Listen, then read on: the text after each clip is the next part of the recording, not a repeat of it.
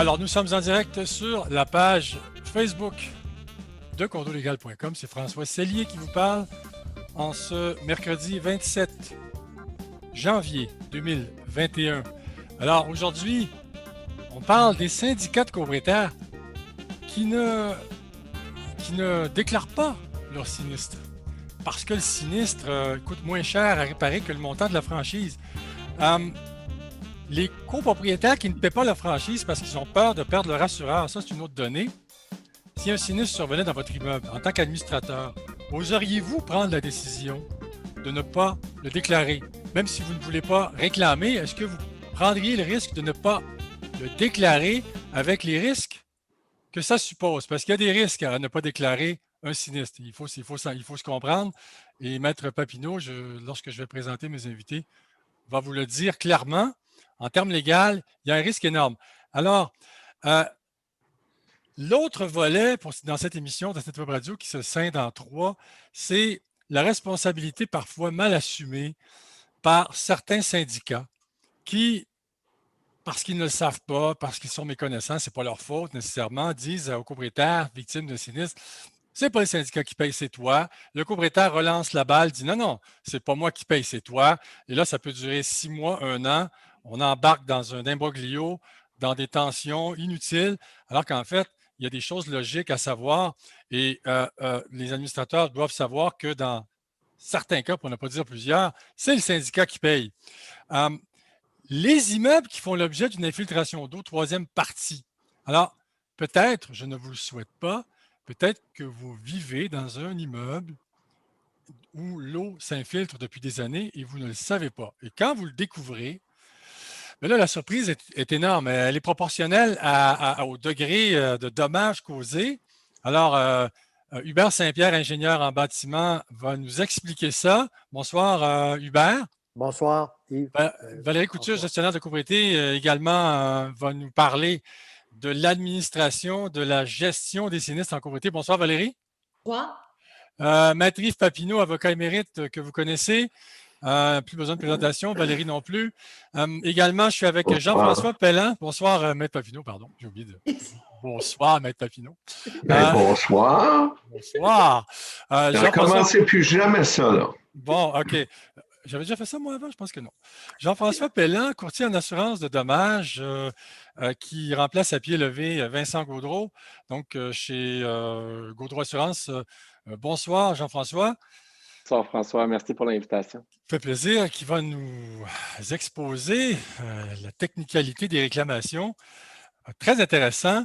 Avant de commencer, évidemment, les petites choses d'usage à savoir dans la copropriété, surtout, ce que je veux dire, c'est si je fais le partage d'écran, je dois d'abord dire que cette émission est une présentation de Condo Stratégie, une firme en gestion de copropriété qui donne leur juste, du personnel compétent, une structure de travail bien établie et un plan de match infaillible.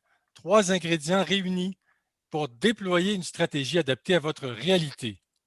Pour une gestion immobilière sans pareil, un seul mot-clé, Condo Stratégie. Il y en a 2, mais c'est 2 mots collés. Alors, ça fait 1.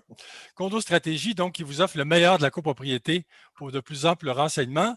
Visitez le site web de l'entreprise à condostratégie.ca. Vous voyez ici, condostratégie.ca.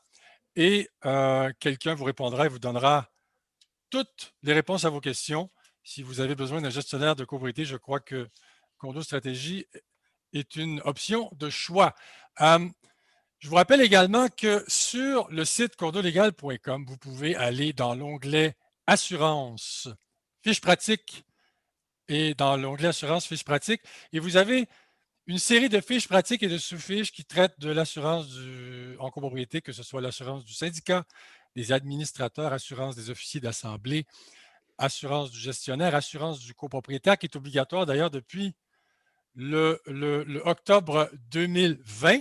Alors, également, je vous rappelle que vous pouvez consulter une fiche pratique sur le fonds d'auto-assurance parce qu'il va en être question pendant cette web radio.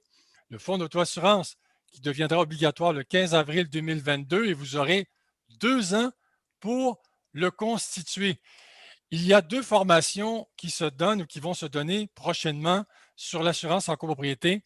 Et ça se trouve sur le site web du RGCQ. Alors, vous allez fr.rgcq.org, activité condo 101, 20 novembre. Et cette formation s'adresse aux néophytes, aux personnes qui n'ont aucune idée de ce que c'est l'assurance en copropriété.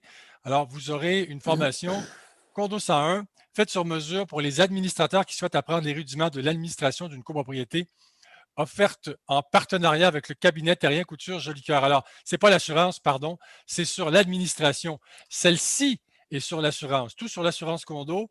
Alors, ceux qui veulent en savoir plus sur l'adoption des projets de loi 141 et 41 sur l'assurance en copropriété, eh bien, c'est la formation toute trouvée pour vous. Alors, maintenant que cela est dit, je reviens à nos invités. Première question, Maître Papineau. Est-ce que c'est une bonne chose? La loi oblige tout syndicat à déclarer un sinistre, mais en vertu de l'adoption du projet de loi 141 en juin 2018, il peut ne pas réclamer d'indemnité. Est-ce que, pour vous, c'est une bonne chose, Maître Papineau? C'est-à-dire qu'il peut ne pas réclamer d'indemnité, c'est sûr, mais je ne suis pas certain que ça change quelque chose parce qu'on est obligé de déclarer le sinistre quand même et les assureurs sont un petit peu frileux. Qu'ils aient à débourser ou pas, il reste qu'ils vont tenir compte dans votre dossier que vous avez eu un sinistre. Ouais. Alors, souvent, le problème n'est pas le montant qu'ils ont déboursé pour l'indemnité, c'est le nombre de sinistres que vous avez. Alors, on a ce choix-là, mais je ne suis pas certain que c'est vraiment dans l'intérêt du syndicat. Mais là, M. Papineau, il y a plusieurs syndicats, il y a plusieurs personnes qui nous écoutent, là, qui se disent, bon, j'ai un sinistre, ma franchise est de 10 000 mon sinistre coûte 8 000 à réparer. Je ne le déclare pas, je ne dis pas un mot sur la game, comme dirait l'autre, j'en parle pas à mon assureur, je fais faire les travaux, on paye la franchise de toute façon, mais je ne le déclare pas. Alors, il y a quelque chose, il y a un incitatif à ne pas déclarer si les dégâts coûtent moins cher à réparer que le montant de la franchise. Est-ce que ce n'est pas un raisonnement idéal, mais je pense qu'il y a plusieurs syndicats qui raisonnent comme ça, là. Ben écoutez, c'est un incitatif. Malheureusement, la loi vous oblige à déclarer les sinistres. Que le montant soit moindre qu'à la franchise, ça ne peut pas vraiment être un incitatif. Il faut le déclarer. Et il y a des conséquences à ça. L'assureur qui va apprendre que vous avez omis de déclarer un ou plusieurs sinistres a 2 recours. Le premier, c'est de dire, écoutez, si j'avais su les sinistres que vous avez, la prime n'aurait pas été de X, mais elle aurait été X plus, et vous me devez la différence. Mais il y a la situation qui est la pire, où l'assureur va dire, avoir su que vous aviez ces sinistres-là, je ne vous aurais pas assuré, donc je vous renvoie votre chèque que vous m'avez envoyé pour payer la prime et j'annule la police rétroactivement, donc je ne paierai pas le sinistre. Ouais. Ça, c'est un peu moins drôle. Là. Effectivement. Jean-François Pelland, courtier d'assurance de dommages, est-ce que vous faites face à ce genre de situation? Le client vous appelle, écoute, on a eu un sinistre, là, ça coûte 9 000 quelques piastres, puis nous, on a une franchise de 10 000. Qu'est-ce que tu nous suggères? Est-ce qu'on déclare ou pas? Parce que quand tu déclares, comme vient de dire M. Papineau, c'est une tâche à ton dossier. Puis on sait que les assureurs, aujourd'hui, ont la mèche très courte, ça ne prend pas grand-chose, puis ils vous disent au revoir. Qu'est-ce qu'on fait, Jean-François? C'est délicat comme situation, non? Je rajouterais peut-être juste quelque chose à ce que M. Papineau vient de dire dans l'optique peut-être d'une troisième possibilité, à savoir que l'assureur règle la perte, mais décide d'annuler le contrat par la suite pour aggravation de risque parce que le faire en disant la fausse déclaration est souvent assez complexe pour un assureur de le faire. Là. Ça, c'est des cas qu'on a déjà vécu.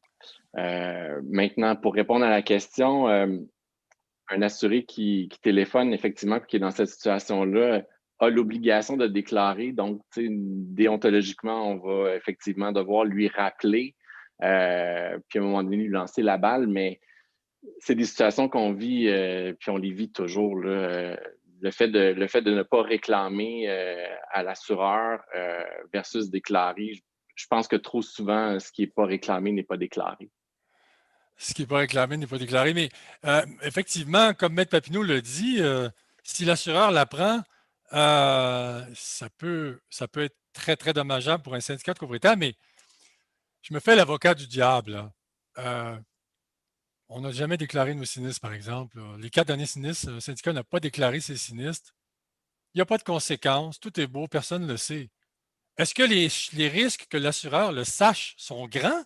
Est-ce qu'ils l'apprennent et comment ils pourraient l'apprendre? D'abord Jean-François, puis après Maître Papineau là-dessus.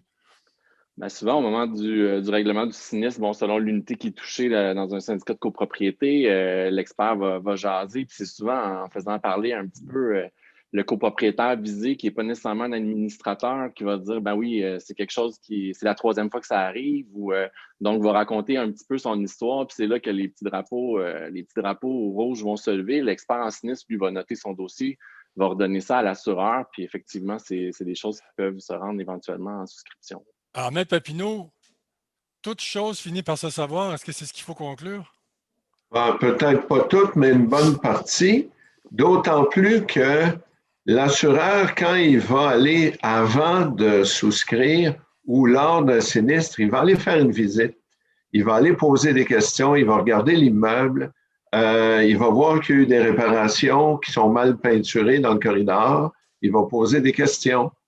Alors, malheureusement, c'est prendre un risque que de ne pas déclarer. Ne pas déclarer. Valérie Couture, gestionnaire de copropriété. Rebonsoir, Valérie. Bonsoir. Toujours heureux de vous retrouver. C'est une habituée, mesdames, messieurs, vous le savez. D'ailleurs, j'invite les auditeurs à poser des questions à nos invités qui y répondront dans la mesure où la question est en lien avec les sujets d'aujourd'hui, bien évidemment. J'ai d'ailleurs une longue question ici. Je vais me risquer à la poser, mais la question est pertinente, mais elle est très longue. Je la poserai quand même à qui de droit ici.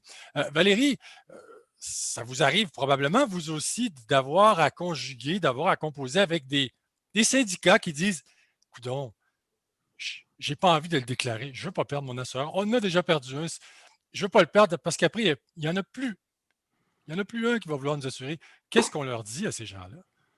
Bien, écoutez, François, dans la situation où on est pris cette année, puis depuis les 2, 3 dernières années, c'est qu'en fait, on a vraiment mis un fardeau très, très lourd sur les syndicats par d'amener un fonds d'auto-assurance. Les primes d'assurance, le dossier des assurances a augmenté, a explosé parce que beaucoup de sinistres et tout ça, manque de prévention dans les syndicats.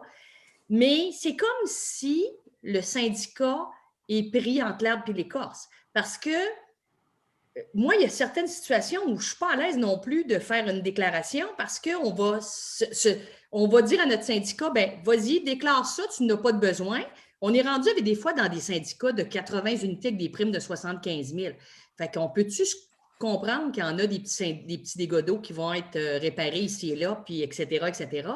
Mais c'est comme si on est complètement pris entre l'arbre et l'écorce parce qu'on ne sait pas quoi conseiller à notre syndicat. Et après ça, après coup, si on lui a dit « déclare tout pour être bon citoyen », puis après ça, le bon citoyen, il va se faire charger la totale. Puis après ça, il va avoir de la misère à trouver un assureur, puis etc., etc. Et là ça grossit en boule jusqu'à une boule extraordinaire. Là. Ouais, fait que c'est comme si il n'y a pas de bonne réponse, puis c'est plate parce qu'on ne peut pas suggérer à nos clients et à nos syndicats de copropriété de faire la bonne chose parce que les deux sont bonnes, mais pas pour la même personne. Vous parliez d'une prime de 75 000, et la franchise, des montants de franchise de combien? En fait, la franchise. C'est la franchise. Oui, c'est ça. C'est 80 portes, mais c'est quand même 75 000 c'est pas rien. C'est énorme. C'est énorme. C'est énorme. Alors, c'est énorme. Puis effectivement, vous êtes les gestionnaires, vous êtes vous-même pris entre l'arbre et l'écorce parce que vous avez un devoir éthique de dire la vérité, puis de dire à vos syndicats de dire la vérité. Sauf que à vouloir dire la vérité, finalement, ça se retourne contre nous parce que l'assureur nous dit au revoir, c'est fini. Vous avez eu 2 sinistres en l'espace d'un mois, alors je ne renouvelle pas votre contrat. Hubert Saint-Pierre, vous êtes ingénieur en bâtiment, vous allez nous expliquer toutes des choses tout à l'heure à propos des infiltrations d'eau.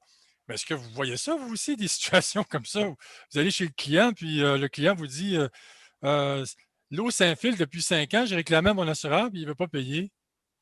Oui, des histoires comme ça, on entend, c'est sûr, régulièrement. Quoique quand ils nous font appel à nos services, c'est pour investiguer, en fait, puis trouver la cause et la solution. Donc, déjà, il y a eu une réflexion qui a été faite de leur part suite à des expériences passées. L'idée, c'est de prévenir. Quand on est là, c'est qu'on fait réaliser que c'est des choses qui auraient pu être prévenues par de l'entretien.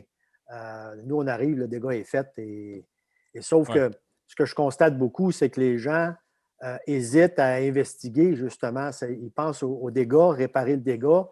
On remplace le plancher. Puis ils vont appeler le premier entrepreneur du coin de la rue. Il va arriver avec son tube de caulking, puis il va sceller, puis il s'en va. Il n'y a pas eu de recherche d'investigation qui pourrait amener à faire une action supplémentaire pour se garantir que ça ne reviendra plus. Parce que essentiellement, ce que je vois, c'est la crainte des assureurs, c'est l'historique qui n'est pas bonne. Mais pour éviter d'avoir des mauvaises histoires, c'est de l'entretien. On revient toujours à ça, le déficit d'entretien. Jean-François Pelland, il y a encore beaucoup de syndicats, je pense, puis vous l'avez dit avant l'émission, qui confondent le contrat d'assurance avec un contrat d'entretien. Pourriez-vous nous en dire un peu plus là-dessus? Effectivement, on pense à tort. Je pense, en tout cas, plusieurs pensent que notre couverture tout-risque est une couverture tout-risque, puis et qu'on ne lit pas comme étant sauf les exclusions, mais un contrat d'assurance, ce n'est pas un contrat d'entretien. Puis la plupart du temps, quand on détermine la cause d'un sinistre, on se rend compte que c'est des choses qui auraient pu être évitées. Donc, il y a eu un défaut d'entretien au fil du temps. On a repoussé d'une année, 2 années la toiture. On a fait un petit peu la même chose au niveau du scellement des fenêtres et ainsi de suite. Donc, effectivement, ces risques-là sont la plupart du temps exclus, l'usure normale, le dommage graduel. Donc, je le répète moi souvent à mes clients, la police d'assurance n'est pas un contrat d'entretien. Donc, il y a des choses de prévention à faire pour éviter les réclamations qui, en les ouvrant, on va se rendre compte qu'ils ne seraient pas couvertes pour les mêmes raisons. Jean-François, j'ai une question d'une auditrice. En fait, c'est un commentaire. Vous pourriez commenter le commentaire. Mon assureur me disait de ne pas réclamer idéalement pour un sinistre. Idéalement, on ne réclame pas, mais on déclare, mais on ne réclame pas. On essaie de payer de notre poche, mais on est encore dans la même spirale vicieuse, c'est-à-dire on déclare, on ne réclame pas, mais on a une tâche au dossier. Dans la mesure où c'est l'assureur qui le dit, par contre, je pense que la chose est faite. Donc, on vient de le déclarer. L'assureur suggère de ne pas le réclamer. Là, je le verrais plus d'un œil de gestion de risque en disant peut-être que c'est mieux de le passer de votre côté puis d'éviter la réclamation, mais quand c'est suggéré par l'assureur, surtout. Ça veut dire que l'assureur ne mettra pas de tâche au dossier, quoi? C'est un peu ça que ça veut dire. J'aurais tendance à croire, effectivement. C'est ça. Maître Papineau, la copropriété en maison de ville, nous n'avons pas d'assurance sinistre. Est-ce que cela existe? Nous avons bien sûr l'assurance responsabilité. Là. Peut-être que vous allez pouvoir démêler ça. Là. Écoutez, s'ils n'ont pas d'assurance sinistre, ça ne va pas bien. La loi les oblige à en avoir. Oui. Est-ce que c'est parce qu'il y a des régimes de copropriété divise où les maisons jumelées en rangée, le montage de l'assurance n'est pas le bon. Hein? On voit ça, Maître Papineau. Hein? C'est-à-dire qu'il peut arriver que la déclaration de copropriété prévoit que la maison est une partie privative en totalité et qu'à ce moment-là, on ne fait qu'assurer, le syndicat va assurer les parties communes puis n'assurera pas les parties privatives, ce qui est contraire au code. Mais il y a beaucoup d'assureurs qui ont de la misère à comprendre ça. La loi est très claire. Le syndicat doit assurer autant les parties communes que les parties privatives. Ouais. Alors, dans le cas des maisons de ville, elles doivent être assurées par le syndicat. Il n'y a pas de question. Oui, alors que dans certains projets, les maisons de ville sont assurées individuellement. Alors, ce n'est pas la bonne formule. Si la déclaration dit que c'est une copropriété divise, là, on est dans le champ, si on veut. Là. Écoutez, la loi dit, le problème, c'est que la loi est faite pour tout le monde de façon générale. Alors, elle ne parle pas des exceptions qui sont les maisons qui ne sont pas attachées ou les maisons qui sont toutes seules. Elle ne fait pas non plus état de la copropriété par phase, mais le principe à l'article 1073, c'est que c'est le syndicat qui assure toutes les parties privatives et les parties communes. Bien, Saint-Pierre, j'arrive à vous, mais je pose une question à poser à Valérie Couture. Valérie, parmi vos clients, ceux qui croyaient que, peut-être que ce n'est pas le cas, vous allez me le dire, ce sont peut-être tous des clients modèles, parce qu'il y a de très bons administrateurs en coopérative aussi, qui sont appuyés par de très bons gestionnaires aussi. Les administrateurs découvrent une infiltration d'eau insidieuse depuis des années. Alors, on va appeler l'assureur, il va nous couvrir. L'assureur dit non, non, non, moi je couvre un événement soudain, je ne couvre pas un événement sur le long terme qui se produit depuis des années. Mais là, les dégâts se chiffrent à 200 000 à 300 000 $. Ils n'ont pas les moyens de payer. Qu'est-ce qu'ils font? Ben, c'est la même mécanique que d'habitude. Une chose qui est certaine, qui est quand même très, très tranchante, c'est que le syndicat, lui, va aller chercher l'argent et il sait où. C'est dans la poche des copropriétaires. Ouais. Donc, il n'y a pas de doute là-dessus. Là, arrivent des années comme on vit là. On arrive avec des années où est-ce que là, les syndicats, depuis un an, commencent à s'énerver parce que fonds de prévoyance oblige, carnet d'entretien oblige, fonds d'auto-assurance oblige, assurance en franchise augmentée, etc.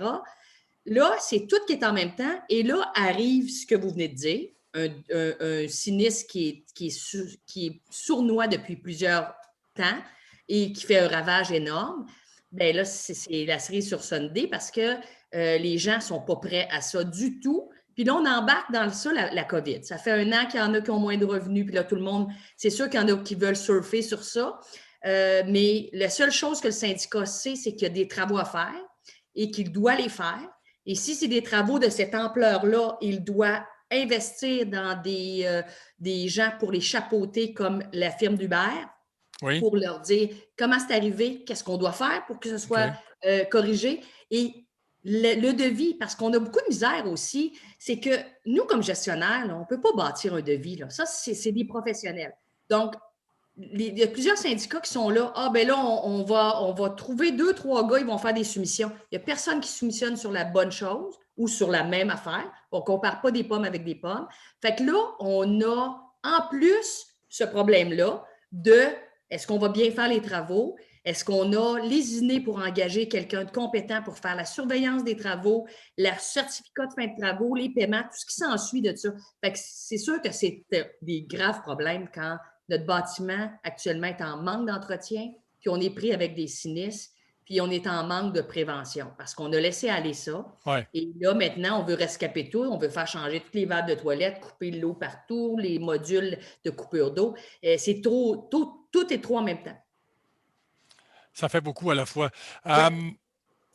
Hubert Saint-Pierre, pour enchaîner avec ce que Valérie Couture vient de dire, lorsque le syndicat découvre, après plusieurs années, une infiltration d'eau insidieuse, pernicieuse, qui affecte la structure, là, il faut agir. L'assureur ne paye pas. Alors, c'est le syndicat qui doit payer, que ce soit avec des cotisations spéciales, que ce soit avec le fonds d'exploitation, mais il doit y en avoir qui pigent dans le fonds de prévoyance. Alors, est-ce que ce sont des travaux qui peuvent être financés par le fonds de prévoyance? Première question. Puis deuxièmement, quel est le plan d'action quand on voit des choses comme ça, des immeubles qui sont grevés par des infiltrations d'eau épouvantables, et là, il faut réparer.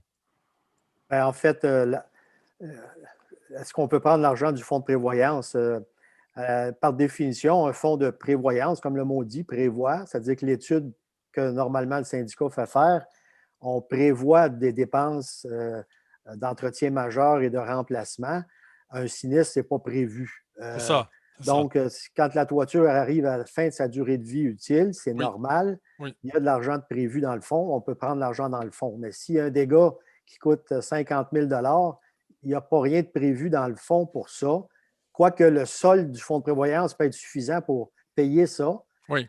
Mais par rigueur administrative, on va faire une cotisation spéciale plutôt que d'hypothéquer le fonds. Oui. Il y a des cas, vous dites, on entend l'expression sournois. Effectivement, il y a beaucoup d'infiltrations, c'est des petites quantités, c'est dans l'intérieur des murs. Quand bien même que les copropriétaires administrateurs sont de bonne foi, ne perçoivent pas le dommage qui se produit depuis des fois longtemps.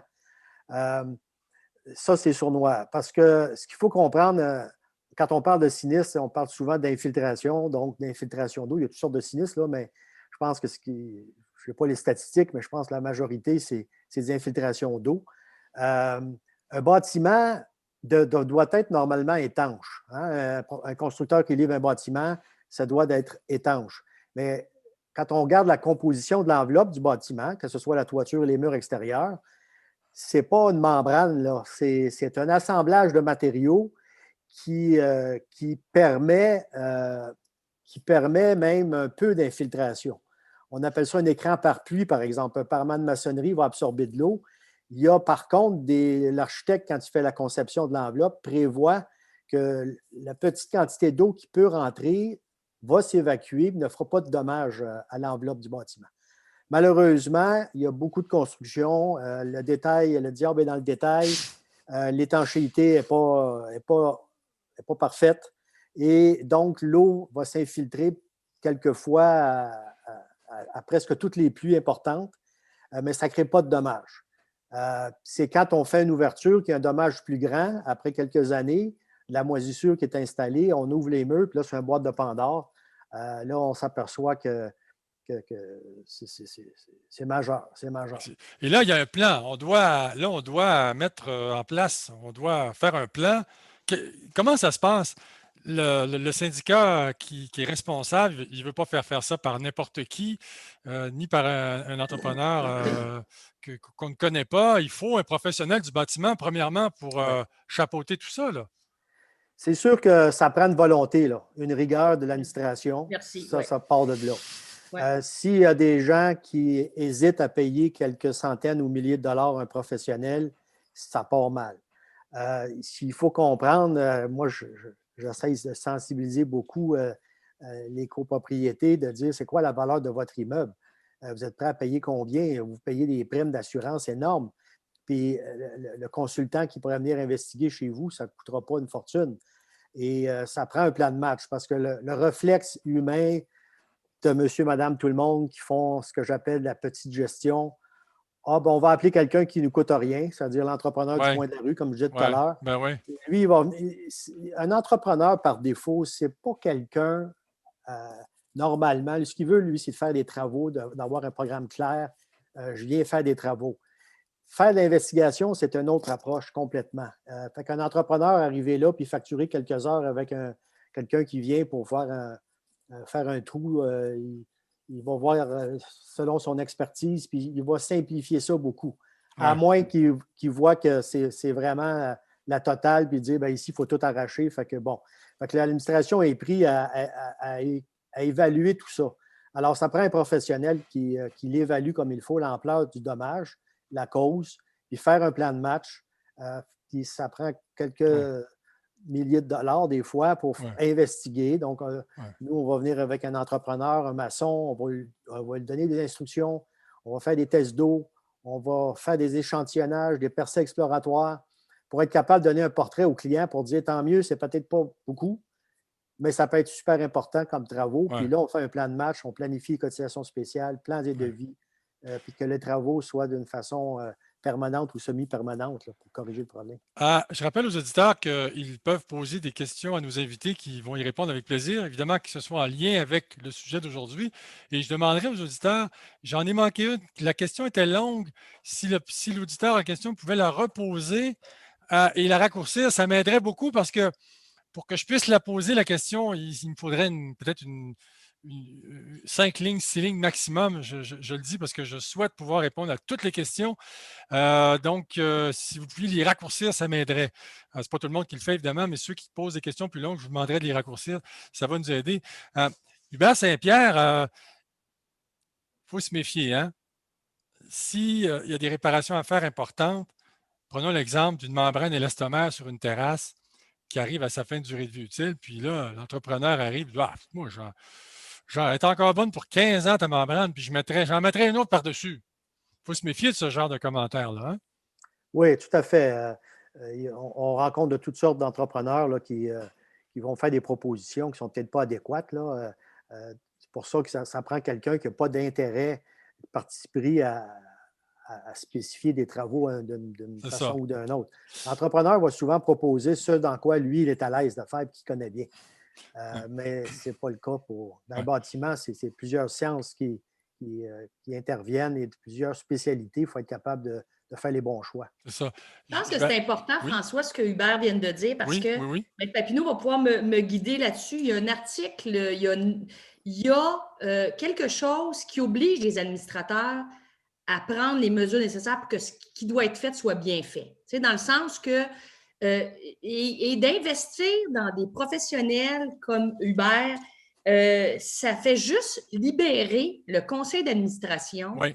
du pourquoi ça a été fait comme ça, puis pourquoi on a choisi tel entrepreneur, puis comment, parce que souvent, quand on arrive en assemblée générale, puis on dit, ben on va faire une cotisation spéciale de 200 000 là, c'est OK, mais c'est quoi la garantie sur cette toiture-là? Là, si on a le malheur de leur dire 35 ans, tout est beau, on est en feu. Mais là, il y a une différence entre le matériel, 35 ans, la pose, etc., etc. Tandis que c'est ça l'avantage d'investir un certain montant, puis qui est très banal selon moi, pour prouver à nos copropriétaires qu'on n'a pas de blanche, puis qu'on a tout fait pour que ce soit bien fait. Effectivement, Valérie, vous avez tout à fait raison.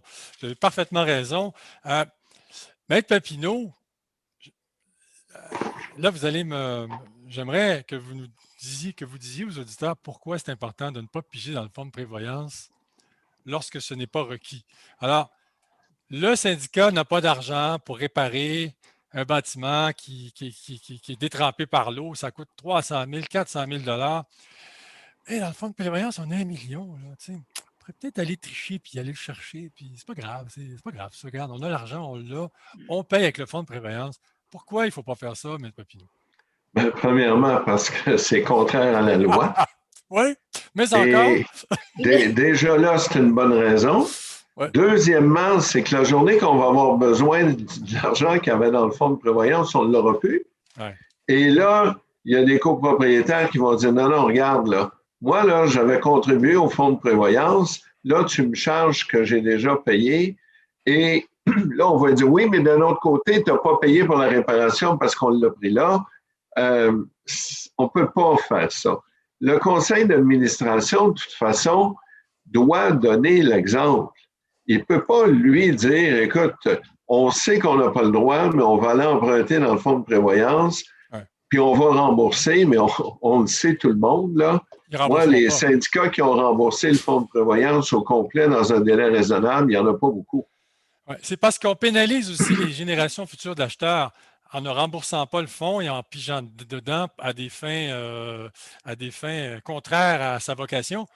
Et pas juste, François, on pénalise pas juste l'acheteur, on pénalise le vendeur. Parce que le vendeur, quand il vend, puis il y a un fonds de prévoyance d'1 million, c'est une chose. Mais quand il vend le même immeuble avec un fonds de prévoyance à 500 000, il n'y aura pas le même prix de son acheteur. Là. Oui, la valeur des condos peut chuter, effectivement. Là, j'ai la question qui est revenue. Je vais la poser. Un tuyau de bain a coulé et endommagé le plafond du copropriétaire d'en dessous. Vu le coût des dommages qui sont inférieurs à la franchise de la copropriété, ma question, est-ce qu'il aurait dû faire ça? Est-ce qu'il aurait dû faire sa demande à son assureur et à son assurance à payer la franchise de la copropriété ou c'est mieux de ne pas déclarer la fuite d'eau aux assureurs? Peut-être Jean-François Pelland ou M. Papineau? Ben, il y a deux choses dans ça. En fait, là, par rapport à la baignoire, en fait, il peut avoir une responsabilité d'un copropriétaire qui serait fautif. Là, le syndicat pourrait aller récupérer jusqu'à la franchise, là, ce que prévoit maintenant la loi 141. Donc, tu sais, souvent, ce qui arrive, ce qu'on voit, c'est que c'est le copropriétaire qui arrive à un accident qui appelle son assureur. Et là, c'est déclenché. On dit, là, à ce moment-là, on va dire, ben, vous devez appeler le syndicat. Donc, et là, la suite s'enclenche. Une autre question pour vous, Jean-François Pelland. Qu'est-ce qu'on fait? C'est une auditrice qui a posé la question. Qu'est-ce qu'on fait quand on n'est plus assurable? Quand plus personne, quand les assureurs ne veulent plus de vous, que vous êtes rejeté comme le vilain canard boiteux, là, qu'est-ce qu'on fait? Comme celui qui a la COVID aujourd'hui. Oui. Ben non, jamais on ferait ça. Jamais. En fait, c'est des situations qui sont très rares, mais qu'on voit. Là. En fait, c'est que devient assurable d'une certaine façon. On va arriver avec des primes qui vont être astronomiques, là, mais vraiment astronomiques, avec souvent des contrats qui, parce que les catastrophes sont arrivées, puis il y a eu fréquence de sinistres avec des exclusions de dommages par l'eau parce qu'on en voit. Ouais. Plus assurable, malheureusement, en 2021, on en voit des fois des syndicats qui se retrouvent plus d'assurance pendant un certain nombre de jours. Puis c'est excessivement grave là, parce que ces copropriétaires-là devraient à téléphoner leur propre assureur de partie privative. Là, ils ont une hésitation à le faire en disant si je fais ça, on risque de plus m'assurer. Mais on devient plus assurable parfois avec, même en essayant d'améliorer un risque en voulant proposer des franchises très élevées, demander à un assureur d'augmenter la prime. À un moment donné, ces solutions-là ont toutes été épuisées, puis on arrive devant le mur. Donc, le mur, c'est, écoutez, on ne couvre plus vos dégâts d'eau. On vous impose une franchise de genre 100 000 150 000 votre prime est à temps. Alors, arrangez-vous pour ne pas avoir de sinistre parce que la seule chose qu'on va couvrir, finalement, c'est la perte totale. C'est un peu ça, là. Ça ressemble à ça, hein? La responsabilité. Mais effectivement, il y a des syndicats de copropriété qui sont dans cette situation-là ces dernières années. Maître Mais Papineau, ces j'ai une question. situations-là, Oui, Valérie? que Jean-François fait référence, là, c'est que ça pose aussi un problème un peu plus loin quand tu n'es plus assuré pour les dommages par l'eau. Exemple, quand zéro, Maître Papineau peut peut-être répondre à ça, mais le créancier qui est en arrière de l'unité des copropriétaires, Oui. est-ce qu'il peut mettre en péril ça? Comment, tu sais, je veux dire, ça va loin, là, jusque Ouais. où? Puis, en fait, on arrive là à des situations pas exceptionnelles. Il y en a quelques-uns, donc 3 ou 4 syndicats sur 100 qui ne sont pas Ouais. assurés du tout pour l'eau. Ben oui. Maître Papineau, justement, pour donner suite à ce que Valérie Couture vient de dire, le prêteur d'un copropriétaire peut rappeler son prêt hypothécaire en pareille situation. C'est évident. Dans son acte hypothécaire, il est prévu que vous devez être assuré. Si vous ne l'êtes pas, ben, vous êtes en défaut. Si vous êtes en défaut, il peut rappeler son prêt. Il peut rappeler son prêt, puis là, s'il rappelle son prêt, ben là, ton condo, hein, tu peux dire, tu peux faire tu peux faire le deuil de ton condo, n'est-ce pas? Une autre question d'une auditrice. Est-ce que le syndicat peut emprunter de l'argent, advenant qu'il n'en a pas, pour faire réparer son bâtiment? Est-ce qu'il peut emprunter de l'argent à la banque? Maître Papineau, peut-être? Ou Valérie? Oui, il y a des institutions financières qui le font. C'est pas facile, ce ne sont pas toutes les institutions, mais il y en a qui le font. Et c'est de plus en plus possible. Oui. Jean-François, je reviens à la phobie de perdre son assureur. Est-ce que vous avez de plus en plus de clients qui ont développé une phobie de perdre leur assureur? Des clients, oui. Je vous dirais que le bureau avec mon vice-président que vous connaissez, Vincent, est très Oui. sollicité dans des dossiers problématiques. Puis on en vit présentement des situations de dossiers non renouvelés. Mhm. C'est catastrophique là, parce que la personne qui est assise chez le notaire, puis que le notaire attend la preuve d'assurance du syndicat pour faire une transaction, puis qu'il n'y a plus de transaction, il n'y a plus de certificat ou de contrat d'assurance en vigueur. Les condos viennent de perdre une valeur immense. Les gens sont plus capables de vendre et ainsi de suite. Mais heureusement, ce sont des rares exceptions, mais c'est quelque chose qu'on vit actuellement. C'est une tendance qui s'annonce. Maître Papineau, admettons, dans l'hypothèse où une copropriété perd son assureur et que ça prend 3 à 4 mois pour en retrouver un autre, heureusement, quand ça se peut, les administrateurs, on sait qu'ils sont responsables et que leur assurance ne couvrirait pas une sous-assurance ou une absence d'assurance. Est-ce que s'il survient un sinistre pendant ce vide de 3-4 mois, les administrateurs pourraient en répondre de leur responsabilité personnelle? Ben, les assureurs, s'ils démontrent qu'ils ont fait tout en leur pouvoir pour obtenir une couverture d'assurance, on ne peut pas les obliger à inventer des couvertures. C'est sûr que, comme vient de dire Jean-François, si on appelle Vincent Gaudreau, puis on lui dit Vincent, trouve-nous une assurance, un assureur, puis que Vincent n'est pas capable, ben regarde, on va dire au juge, on a demandé à Vincent, qui est un des champions là-dedans, puis même lui n'était pas capable, moi je ne peux pas faire mieux. Là. Ouais. Hubert Saint-Pierre, vous devez avoir des syndicats, vous arrivez chez le syndicat, on n'a pas d'argent, on n'a plus d'assureur, il faut réparer, qu'est-ce qu'on fait?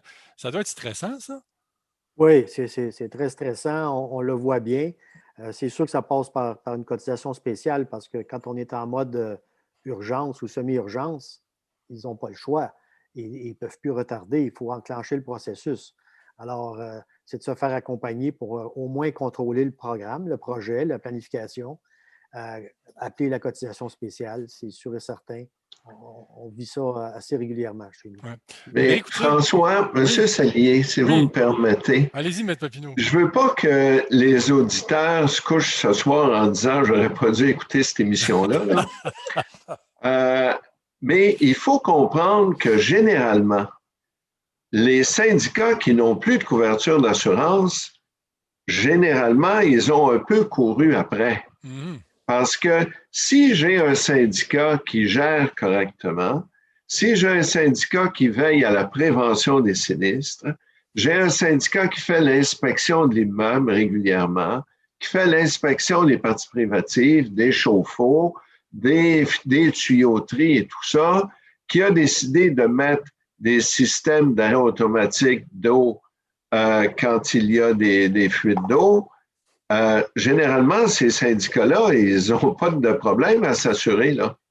Ouais. Alors, qu'on nous dise, oui, il y a des syndicats malchanceux. J'en ai un que quand c'est pas les égouts en avant qui refoulent dans le garage, c'est la rivière en arrière. Ça, tu peux pas faire grand-chose. Mais généralement, c'est de la mauvaise planification, du mauvais entretien, puis des gens qui veulent pas dépenser, qui se ramassent dans cette situation-là. Évidemment, la Web Radio de ce soir a Maître Papineau a raison, François. Si je peux ajouter sur ce que Maître Papineau vient de dire, c'est que Maître Papineau a mis le doigt sur on a sous-investi dans l'entretien depuis des années. On a attendu à la dernière minute et là, le rideau se déroule devant nos yeux. Il n'y a pas d'argent pour être en entretien préventif. Il n'y a pas d'argent dans le fonds de prévoyance. Tout est à bâtir en même temps. Fait que c'est pour ça que les gens sont un peu essoufflés parce qu'il n'y a pas eu de plan de match qui a été respecté. On a payé des frais de condo, mais on n'a pas pensé plus loin que de dire ça ne fait aucun sens que ce qu'on paye, ça ne fait aucun sens. Et les montants au fonds de prévoyance devraient être mensuellement de 75 $ minimum par unité, puis les gens sont à 32 puis sont comme « wow, on met beaucoup d'argent ». Ils trouvent qu'on paye trop cher. D'ailleurs, l'adoption des projets de loi 16 et 141 ont une raison. Ils sont justifiés et justifiables pour répondre un peu aux lacunes que vous venez de décrire, M. Papineau et Valérie Couture. Justement, Valérie, j'ai une autre question pour vous d'un auditeur, d'une auditrice. Qu'arrive-t-il avec les gestionnaires qui mettent de la pression pour faire des travaux dans les parties communes, même si le syndicat n'a pas de fonds? Évidemment, le gestionnaire, lui, il est là pour dire les vraies choses, sur le plan éthique, il est intègre, il doit dire la vérité, mais ce n'est pas toujours facile à entendre la vérité. Hein? Non, mais en fait, la question est très simple, c'est que ce n'est pas le gestionnaire qui veut faire les travaux, c'est l'obligation de l'entretien du bâtiment, c'est de le réparer. Ouais. Et ça, ça revient au conseil d'administration. Le conseil d'administration ne peut pas dire je ne répare pas parce que je n'ai pas d'argent. Hubert le dit à 2-3 reprises, on a des travaux à faire, on doit faire une cotisation spéciale et dépendamment du montant des travaux, il faut toujours un syndicat ait dans le fonds d'auto-assurance qui peut servir à ça, parce qu'on peut réparer si c'est un dommage par l'eau, etc. Et si c'est le manque d'entretien, bien, ça veut dire que notre budget, cette question-là avec notre budget, bien, il n'est pas viable. Oui, effectivement. Et d'ailleurs, ce n'est pas pour prendre la défense des gestionnaires ni des administrateurs, mais les gestionnaires de bonne foi, les administrateurs de bonne foi savent ce qu'il y a à faire.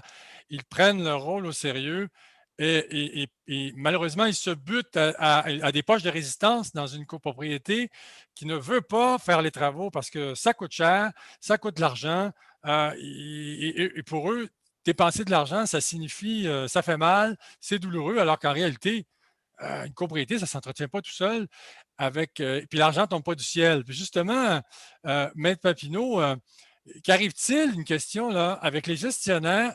Non, si on demande une cotisation spéciale et que des copropriétaires n'ont plus suffisamment de revenus, ils ne peuvent pas les payer, les cotisations spéciales. Ça va mal, non? Qu'est-ce qu'on fait?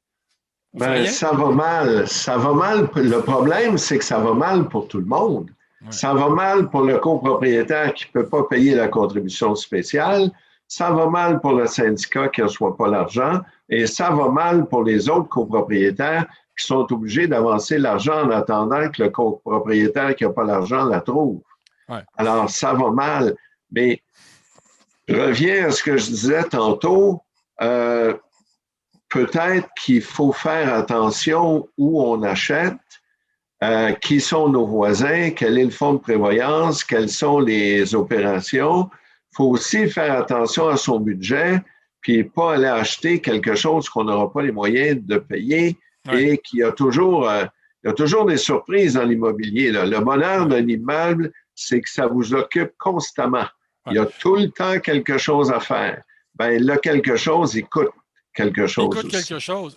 Une auditrice nous dit tout le monde devrait regarder cette web radio. Alors, j'en suis fortin, j'en suis très heureux. Et d'ailleurs, j'invite tous les auditeurs à aller chercher du monde pour venir nous écouter. Alors, plus on est de fous, plus on rit. C'est une façon de parler, évidemment. On n'est pas fous. Nous sommes des gens majeurs, vaccinés. Non, on n'est pas vaccinés encore. Ça s'en vient. Mais en tout cas, nous sommes des personnes majeures et raisonnables. Et je pense qu'effectivement, cette web radio a toute sa pertinence. Valérie Couture, on en a parlé tout à l'heure, mais je vais revenir là-dessus. Là. Les syndicats de copropriétaires, malheureusement, certains syndicats, pour ne pas dire plusieurs, sont constitués d'administrateurs qui ne savent pas comment gérer des sinistres. Le syndicat dit, les administrateurs disent aux copropriétaires, c'est à toi de payer, c'est pas à moi. Le copropriétaire dit l'inverse, on se renvoie la balle, ça peut durer 6 mois, 1 an. Vous me disiez que ça peut poser des problèmes parce que là, vous devez appeler les sous-traitants, la compagnie de nettoyage pour procéder, mais tant qu'on ne sait pas qui paye, bien là, tout est bloqué. C'est parce que pour plusieurs administrateurs, ça marche comme à l'ancienne et mes collègues peuvent me corriger. Ça marche comme à l'ancienne, c'est qu'avant, il n'y avait pas de question. C'est que si j'avais fait un dégât, mon assureur prenait en charge la situation avec l'assurance du syndicat. Là, maintenant, comme les franchises sont, les franchises sont plus élevées, etc., là, on fait intervenir un plombier, un gestionnaire d'urgence durant la fin de semaine, une compagnie pour venir faire de l'assèchement si c'est important, etc.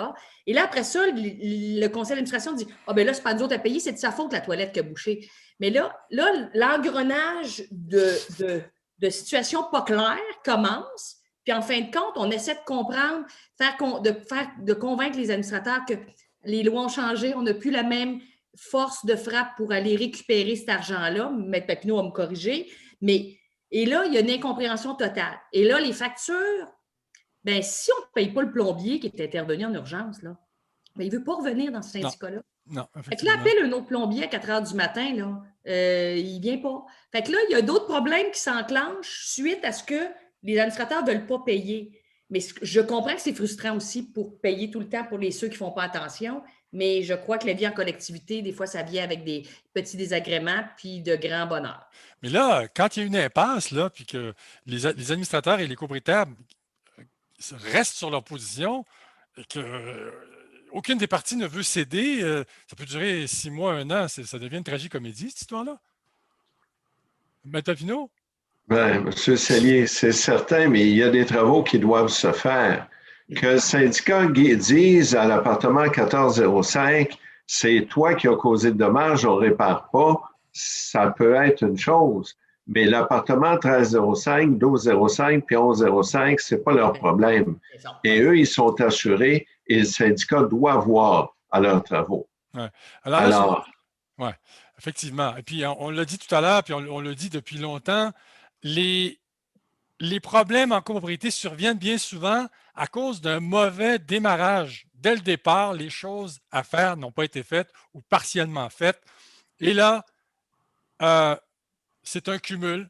Il y a un cumul, et au bout d'un moment, ça explose. Hein. C'est un peu ça l'histoire qui se passe, n'est-ce pas, Hubert Saint-Pierre? Oui, bien en fait, un bâtiment qui est neuf, qui est bien fait, bien construit, qui est étanche, ça va bien pendant 10 ans, 15 ans.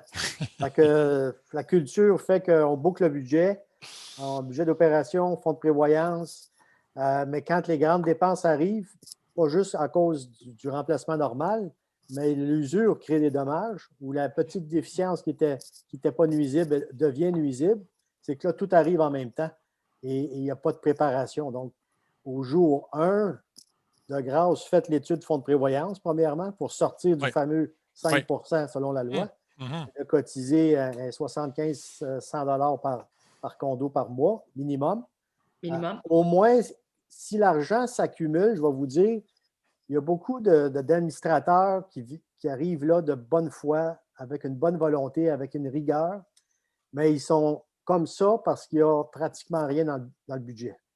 Donc, ils se mettent à faire une gestion de ce que j'appelle la petite gestion. Ils ne s'en sortent pas, à moins de convaincre l'ensemble des copropriétaires de dire qu'il faut qu'on augmente significativement les frais de copropriété pour être capable de s'en sortir. Ça passe par là, c'est sûr et certain. Sinon, on oublie l'entretien préventif, on cache les dégâts, on minimise les réparations, on se ferme les yeux. Tout le monde a ce réflexe-là. Il faut sortir de ça. Il faut sortir de ça. Quelque part, va forcer ça. D'ailleurs, le 5 du fonds de prévoyance, c'est devenu presque, j'ai entendu ça tellement souvent, mais c'est devenu dépassé. C'est plus in du tout, cette histoire-là de 5 Mais M. Cellier, le 5 ça n'a jamais été la loi. Je sais. La loi, c'est le montant qui est nécessaire et minimum 5 des charges communes. Alors, ce n'est pas 5 la loi. Non, c'est qu'en fait, il y avait une confusion dans l'article. Vous me corrigez si je me trompe, M. Papineau.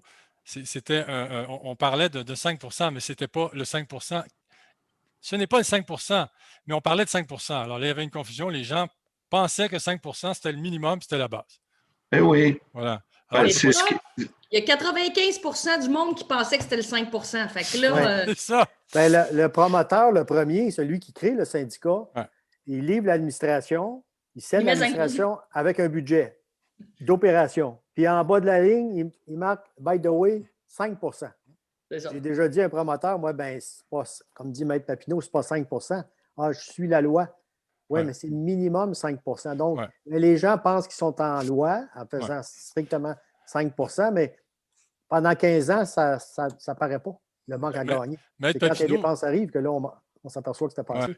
D'ailleurs, cet article de loi là, sur le fonds de prévoyance disait, en fait, l'étude du fonds de prévoyance, si je ne m'abuse, existait avant l'obligation à venir de l'étude, parce que dans cet article de loi, on parlait du 5 qui n'est pas le 5 qu'on pense, puis on parle aussi de faire, de calculer ce que ça prend, calculer ce qu'il faut mettre dans le fonds de prévoyance. Là. Exact. Alors, donc, et je vais vous dire, on l'a cherché, à un moment donné, on a eu un comité qui, avec la Chambre des notaires, le ministère de la Justice, et on s'est aperçu que le bon chiffre, c'est n'importe quoi entre 1,5 et 1,5 de la valeur de l'immeuble qu'il faudrait mettre dans le fonds de prévoyance. Ce n'est pas 5 du fonds d'opération. Non. Jean-François Pelland, vous devez en avoir des syndicats modèles parmi vos assurés. Là. Vous devez en avoir des syndicats qui font ça là, à la lettre, à la scène, qui sont impeccables. Oui, il y en a. Oui, ça existe, puis on le voit beaucoup avec la loi 141. La loi 141, pour plusieurs copropriétés, ce n'est pas une si grosse bouchée que ça. C'est des choses qui étaient déjà en place, qui avaient des études de fonds de prévoyance et des copropriétés qui les avaient déjà. Les évaluations professionnelles de coûts de reconstruction, c'est des copropriétés il y a beaucoup de copropriétés qui roulaient déjà avec ça. Donc, il y avait des bons pères de famille, des gens diligents, prudents au niveau des administrations qui font en sorte que même des fonds d'auto-assurance, c'est quelque chose qui avait d'une certaine façon en place, ou en tout cas, ils étaient capables de budgéter puis de ne pas systématiquement tomber sur des contributions spéciales. Ouais. Il y en a d'autres, par contre, effectivement, qui partent de beaucoup plus loin, puis ça, il y a les deux. Là. On devrait créer le syndicat de copropriétaires du mois, là, comme on fait dans certaines entreprises là, où on félicite là, les modèles. Là, vous devez en connaître, M. Papineau, des syndicats modèles parmi vos clients aussi. Il y en a beaucoup. Moi, je suis un petit peu malheureux quand j'entends que la copropriété, c'est infernal, c'est pas bon. Moi, j'habite en copropriété depuis plus de 20 ans et je suis super heureux. Je veux pas aller dans une maison, je m'haïs pas assez pour ça, là, mais il y a des gens heureux dans des maisons. L'idée, c'est de trouver un syndicat bien géré avec des gens qui comprennent le principe. Malheureusement, un appartement, en copropriété, il faut mettre de l'argent dans le fonds de prévoyance, puis il va y avoir des dégâts d'eau. Donc, tu sais, Jean-François le disait, il y a des syndicats, le fonds d'auto-assurance, c'est pas une nouvelle, ils l'ont depuis 10 ans. Mais ils appelaient ça le fonds des dégâts d'eau ou ils appelaient ça le fonds d'imprévu. C'est pas une nouveauté là qu'on a des dégâts d'eau maintenant, ça a toujours été. Alors, moi, quand j'entends les gens dire, ben là, il va falloir faire une étude de fonds de prévoyance, regarde, tu aurais dû la faire dès le départ.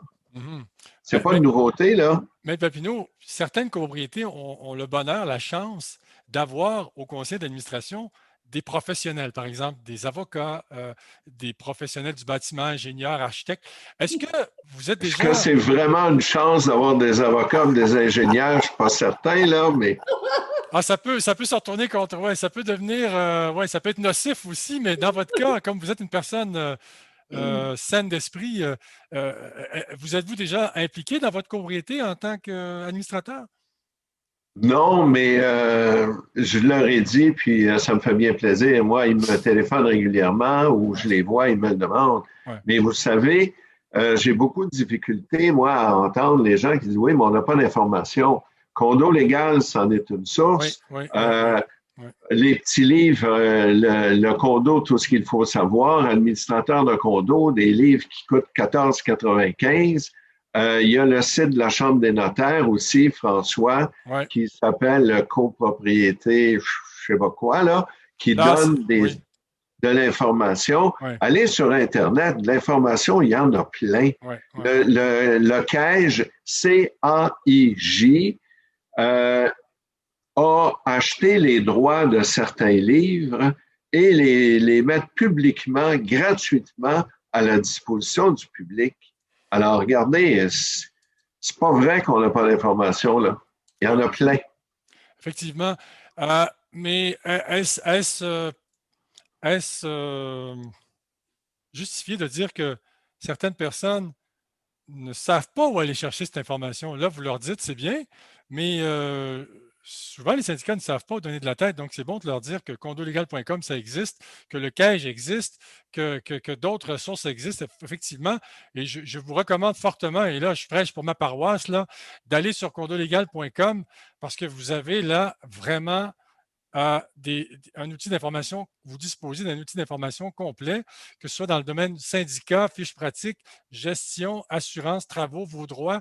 Vous avez là des vidéos également. Enfin, c'est une mine d'informations. Allez-y, c'est vulgarisé, ça se lit très bien. C'est parfois des textes qui sont longs, mais qui répondent vraiment à des demandes précises et qui évoquent des cas vécus. Alors, c'est vraiment intéressant. Donc, je ne sais pas si on voit en ce moment condolégal.com, je ne partageais pas l'écran. Je ne crois que je ne partageais pas l'écran. Je vais juste le refaire. Je vais juste le refaire. C'est important que vous le voyez. C'est vraiment important. On va y aller ici. En fait, vous l'avez déjà vu. On en parle à chaque émission. Mais voyez, ici, vous avez dans la section achat les fiches pratiques, l'achat d'un condo. Vous avez, vous voyez ici, si on descend, guide d'achat du condo. Alors, si vous allez dans la section syndicale, fiches pratiques, vous avez la déclaration de copropriété. Qu'est-ce que c'est une déclaration de copropriété? Création d'une copropriété divise. Vous avez la destination de l'immeuble. C'est important de savoir ce que c'est. Qu'est-ce qu'un syndicat de copropriétaires? Vous allez dans la section gestion. Et là aussi, vous allez trouver, qu'est-ce qu'un gestionnaire de copropriété? C'est vraiment important. Certaines copropriétés, plusieurs copropriétés auraient intérêt à réfléchir à l'hypothèse de mandater un gestionnaire de copropriété parce que c'est une ressource inestimable qui peut vraiment vous aider, vous guider, vous amener à bon port, puis vous faire prendre la bonne direction. Notamment les copropriétés qui sont mal parties, qui ont mal démarré. Enfin bref, c'est tout le temps qu'on avait. Ça fait 1 heure. C'était vraiment intéressant. Je remercie mes invités, Maître Yves Papineau, avocat émérite, d'avoir participé à l'émission. Merci. Merci à Valérie Couture, gestionnaire de copropriété chez Condo Stratégie. Merci. Portez-vous bien, Valérie, c'est important à la santé. Hubert Saint-Pierre, ingénieur en bâtiment chez Saint-Pierre Associés. Merci infiniment d'avoir été là. Bienvenue. Jean-François Pellan, courtier en assurance de dommages chez Gaudreau Assurance. Merci infiniment. C'est donc tout le temps qu'on avait. La semaine prochaine, on revient mercredi 19h en direct sur la page Facebook de condolégal.com. Merci. Au revoir. Bonne fin de soirée. Bonne soirée. Bonne soirée.